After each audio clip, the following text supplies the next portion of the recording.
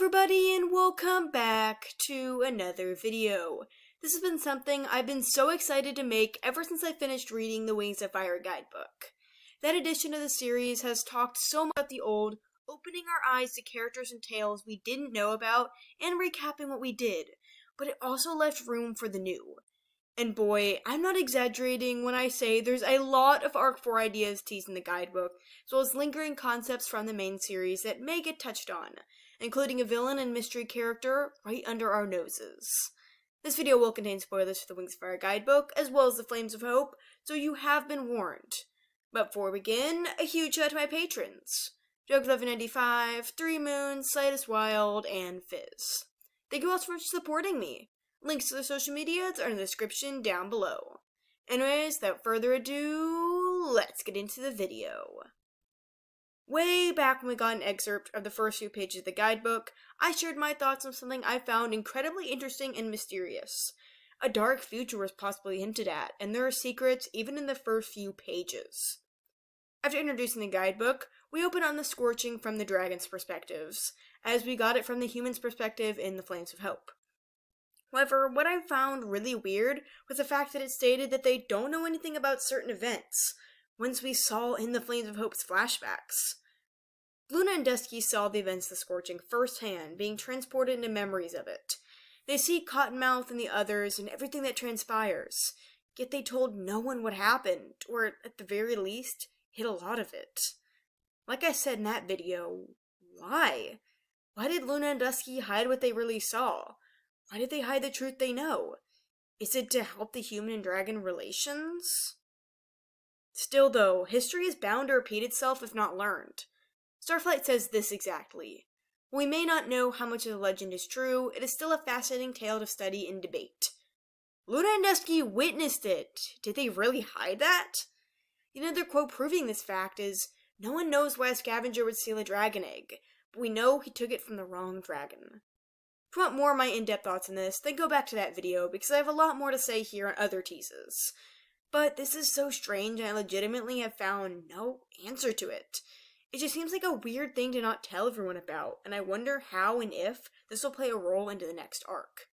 Tui said she doesn't know exactly where she wants to go, so not all of these teases and hints may come 100% true. Still, they're set up, and things can be done with them. I mean, it really is interesting what the dragons might think when they learn about humans experimenting on their dragonets way back at the times of the Scorching.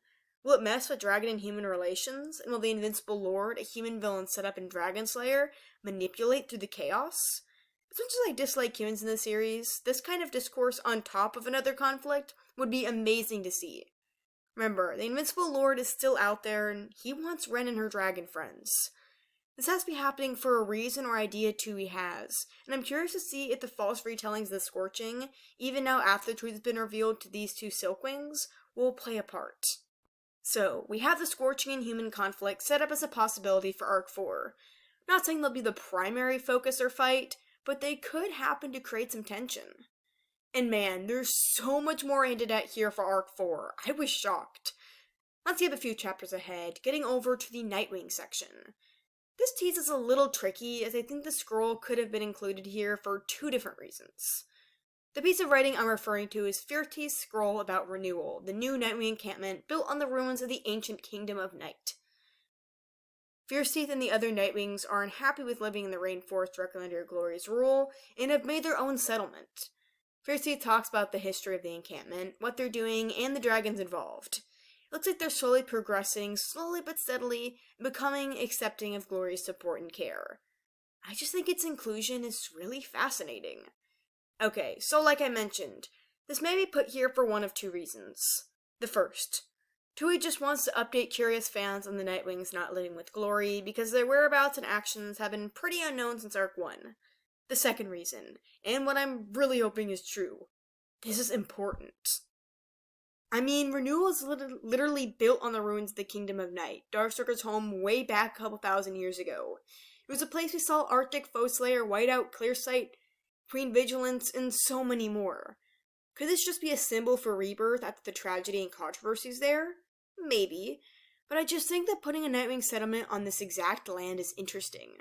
I wouldn't be surprised if there are some secret artifacts that may be hidden that were found by sinister dragons. Like, imagine something Darkstalker enchanted being found. Am I probably reading too much into this? Maybe. But this video is about potential teases, and I'm here to give my thoughts on what spoke out to me on the next arc's possible content. I think this absolutely has potential, especially in a few years when Renewal starts to grow. But what do you think? Is there anything here that may be uncovered? Artifacts or secrets long forgotten, shrouded in mystery? Speaking of lost artifacts, our next hint comes in the form of a standing portion of the guidebook. This chapter is pretty straightforward, but there's a section that really caught my eye. Why is it here? You know, the SandWings have a lot of connection and association with treasure. I mean, just think about the 𝙈𝙊𝙍𝙁 and the headaches its loss caused. Well, the SandWing chapter opens right up with a list of missing treasure the tribe is still trying to collect. Most of the items here just seem like basic artifacts, but one clearly sticks out. The SandWing Scepter. Believe it or not, this isn't the first time the Scepter has made an appearance in the series. In fact, it's come up several times in the early days, yet has vanished ever since, until the guidebook chose to bring it back. SandWing Scepter was first mentioned by Starflight all the way back in the Caves of the Mountain in Book 1. He brought it up when lecturing the other Dragonets of Destiny. Then it was mentioned again, with Sunny guessing what other SandWing artifacts had been stolen, naming the Scepter. In the graphic novel, we see one item that had been thought by fans to be possibly enchanted, the Lazulite Dragon, back in SandWing Talons. And yet, the Scepter is still unaccounted for. The Desert Tribe clearly wants it back, putting it on their missing list. Guidebook describes what it looks like, but unlike other objects, there's a special note at the end of its brief few sentences. Records suggest the Scepter is purely ornamental and not animus touched, but care should be used in handling the Scepter, just in case. Okay, Tui, it couldn't be more obvious. But there are so many questions. What can the SandWing Scepter do? Who may have enchanted it? Where is it now, and what is this setting up? The foreshadowing is real, guys. I'm just here thinking about what this might mean for Arc 4, because Tui wouldn't have put it in the series so many times, hinting at its possible magical traits, for nothing. Really hoping the SandWing Scepter makes an appearance again, only with its secrets finally being revealed. We're on to the IceWing chapter, where a very interesting piece of information was revealed to us. We've seen a lot of the IceWing animus gifts throughout the series, especially in the latter half. However, there were two discussed here that we had never heard of before.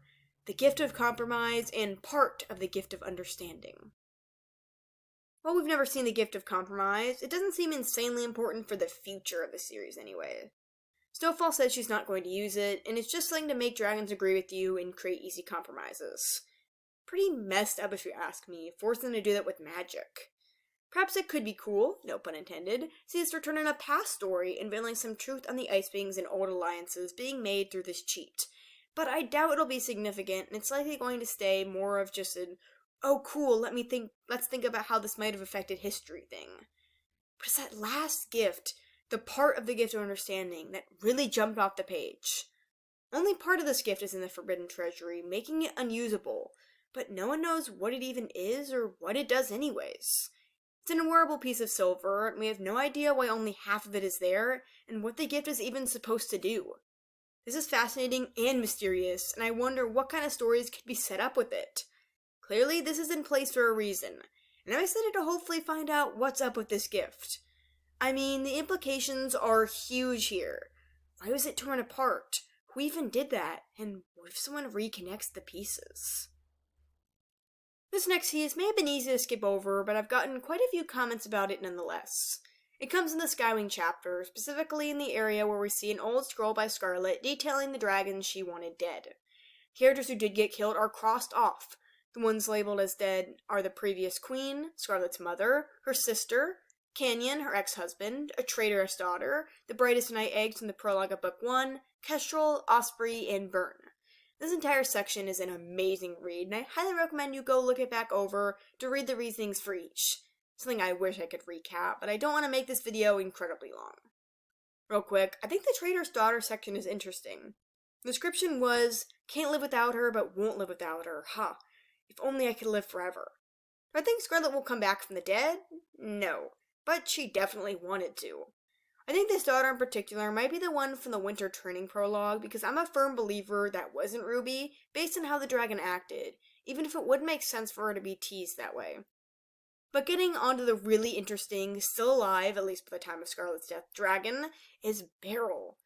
The description for this one literally gives me chills when I read it.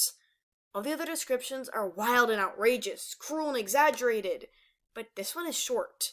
It's different, serious. Everything is ready when the time is right. Vermilion wrote a note near this one saying, P.S. I have no record of a dragon named Beryl or why Mother would have hated them enough to put them on the list. I hope that whoever they are, they're safe now that she's gone. I'm going to be real here and tell you guys, this is my favorite potential Arc 4 other content foreshadowing / tease. A dragon we've never heard of, at least that we know, being hated so much by Scarlet that she planned to kill them. Attitude were serious, planned. This is big, guys. Who is Beryl and what did Scarlet want with them? Based on Vermilion's note, we're meant to think this character is a hero, a victim of Scarlet, and that wouldn't be uncommon for Wings of Fire to do something like that. However, what if Beryl isn't a good dragon after all? What if they're also bad? I just think this would be a fantastic twist to pull.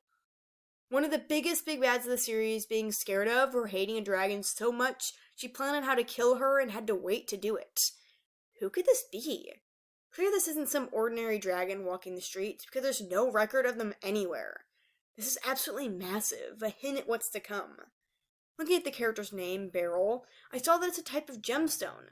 The only tribe we know of that names their dragoness after gemstones and other precious items are the 𝙈𝙤𝙬𝙗. Considering nearly all the other dragons on Scarlet's list were 𝙈𝙤𝙬s, this wouldn't be a big surprise.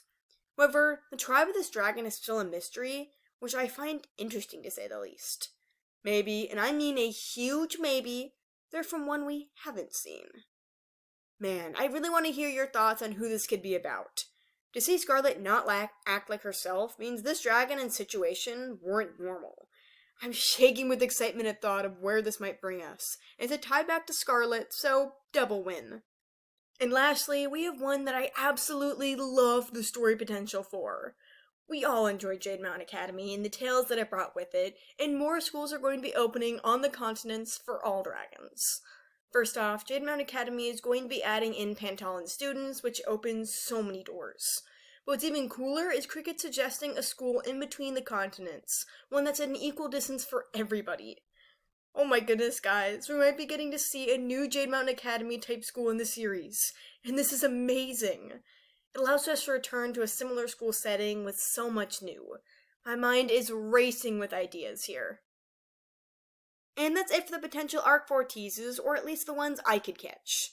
What are your thoughts on these, and where will these stories take us? Is there anything else you spotted here on one of the main series books that lights the way for a story? Sora and Ember has been a long-lasting hope after Tui promised us they'll return. That's something that can be touched on as well. Thank you all so much for watching this all the way through, and I'll see you in the next video. Bye!